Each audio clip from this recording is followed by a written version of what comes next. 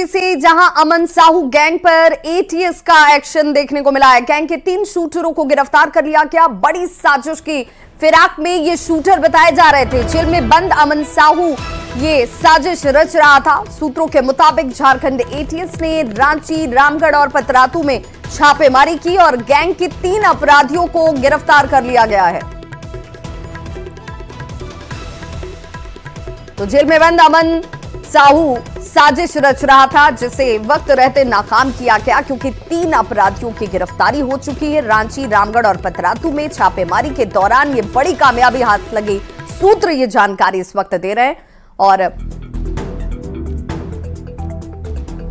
तो देखिए, अमन साहू का गुर्गा गिरफ्तार हुआ था और गिरफ्तार होने के बाद कई जानकारियां जो हैं वो सामने आती हैं। हालांकि शूटर बताया जा रहा है कि शादी समारोह में शामिल होने के लिए पहुंचा था।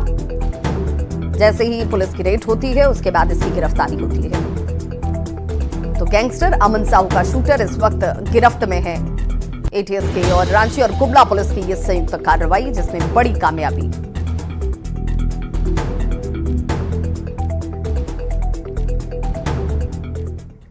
तो अमन साहू के गैंग पर लगातार पुलिस शिकंजा कस रही है। अब आपको जरा बताते हैं कि आखिर अमन साहू है कौन, जिनके ठिकानों पर लगातार ये छापेमारी हो रही है और गुर्गों की ताबड़तोड़ गिरफ्तारी भी। दरअसल अमन साहू झारखंड का कुख्यात अपराधी है। 17 साल की उम्र में अपराध की दुनिया में इसने कदम रखा। अमन साहू ने 12वीं पास करने के बाद डिप्लोमा की पढ़ाई की। अमन साहू ने एक मोबाइल की दुकान भी खोली थी और बाद में वो अपराधियों के संपर्क में आ जाता है। जल्द ही वो खुद कुख्यात एक गैंगस्टर बन गया और गैंगस्टर अमन साहू पलामू जेल में इस वक्त बंद है। उस पर लगभग 50 से ज्यादा मुकदमे दर्ज हैं।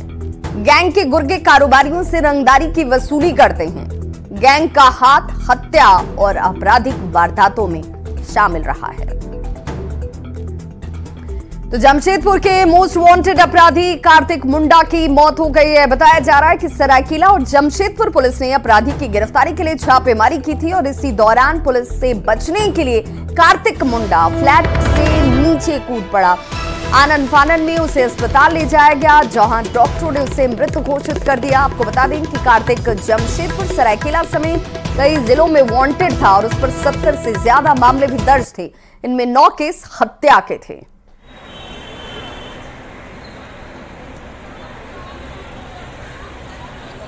आपराधिक मामले दर्ज हैं।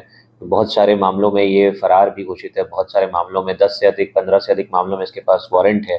तो वो दोनों थाना की टीम वहां पे गए हुए थे। उसी क्रम में इस व्यक्ति ने वहां से भागने का प्रयास किया, जिसके क्रम में फिर बताते हैं कि छत से फिसल के इसकी मृत्यु हो गई। तो उसी संदर्भ में मतलब कि हम लोग आगे कार्रवाई कर रहे हैं। जमशेदपुर में आज सरायकेला पुलिस और जमशेदपुर पुलिस के सहयोग से एक मोस्ट वांटेड कार्तिक मुंडा की गिरफ्तारी के लिए पुलिस अचानक से छापेमारी की और उसी दौरान भागने के क्रम में 4 तल्ला मंजिला से कार्तिक मुंडा की गिरने से मौत हो गई। उसके बाद आपको बता दूं कि कार्तिक मुंडा सिर्फ जमशेदपुर नहीं, सरायकेला समेत अन्य जिलों में कई मामले में ये मोस्ट वांटेड था और कई इस पर वारंट भी निकले गए थे और कई सालों से ये फरार चल रहा था। हालांकि सरायकेला पुलिस और जमशेदपुर पुलिस के सहयोग से आज गुप्त सूचना पर यह कार्रवाई की गई और अचानक से वो फ्लैट से कूदने के दौरान उसकी घटनास्थल पर गिरने से मौत हो गई है। हालांकि पूरे मामले को लेकर परिवार के लोगों का साफ तौर पर पुलिस पर आरोप है कि उसकी हत्या की गई है। मगर बता दूं कि पुलिस के लिए एक बड़ी सफलता कह सकते हैं, क्योंकि कार्तिक मुंडा पूरे झारखंड के लिए एक मोस्ट वांटेड बना हुआ था और कई सालों से ये फरार चल रहा था। पुलिस जब इसे टीएमएच लेकर आई तो डॉक्टरों ने इसे मृत घोषित कर दिया है। फिलहाल पुलिस पूरे मामले की जांच कर रही है। न्यूज़ 18 के लिए जमशेदपुर से आशीष कुमार तिवारी। और विधानसभा चुनाव की तारीख को लेकर कई तरह के कयास इस वक्त लगाए जा रहे हैं। इस पर राजनीतिक दल जहां तैयारियों में जुटे हुए हैं, तो एक दूसरे पर वार और पलटवार का सिलसिला भी जारी है। इसी बीच कांग्रेस ने बीजेपी पर निशाना साधा है। कांग्रेस प्रवक्ता डॉक्टर एम तौसीफ ने जीत का दावा करते हुए कहा कि बीजेपी को एक बार फिर हार का डर सता रहा है। पार्टी को हार का डर सता रहा है। जब भी चुनाव वो लोग कराएंगे, गठबंधन मजबूती से चुनाव लड़ेगा और जीत हासिल करेगा। भारतीय जनता पार्टी को फिर एक बार हार ही नसीब होगा। जिस तरह से झारखंड की जनता ने गठबंधन की सरकार को 5 सालों के लिए मैंडेट दिया है, तो 5 साल तक सरकार चले, उसके बाद इलेक्शन कमीशन चुनाव कराए तो ज़्यादा अच्छा होगा।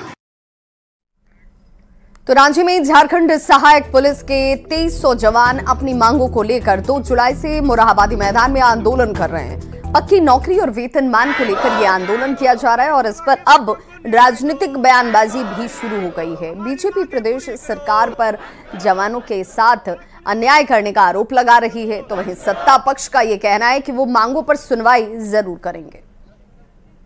अब हम हर मुद्दे पे बातचीत के लिए तैयार हैं और हमें लगता है कि हमने इसकी शुरुआत भी कर दिया है और जो सहायक पुलिस कर्मियों की जो डिमांड है सरकार उस पर भी संजीदा है, गंभीर है और बहुत जल्द उनके जो उचित मांगे हैं उन मांगों पर सरकार जो है विचार करेगी और उनकी भी समस्याओं को दूर करने का। भारतीय जनता पार्टी पूरे तरीके से सरकार को याद दिला रही है कि मुख्यमंत्री जी ने 2019 के अक्टूबर में ही कहा था कि अनुबंध कर्मी कोई नहीं रहेगा। उन्होंने सहायक पुलिस कर्मियों को भी परमानेंट करने का वादा किया था। पिछली बार जब सहायक पुलिसकर्मी आंदोलन कर रहे थे तो मंत्री मिथिलेश ठाकुर ने आश्वासन दिया था कि अब आपको परमानेंट किया जाएगा, लेकिन सिर्फ 10,000 रुपये में साहब नक्सल प्रभावित क्षेत्रों से लेकर वो सरकारी ऑफिस जो पुलिस ऑफिस है उसकी ड्यूटी कर रहे हैं।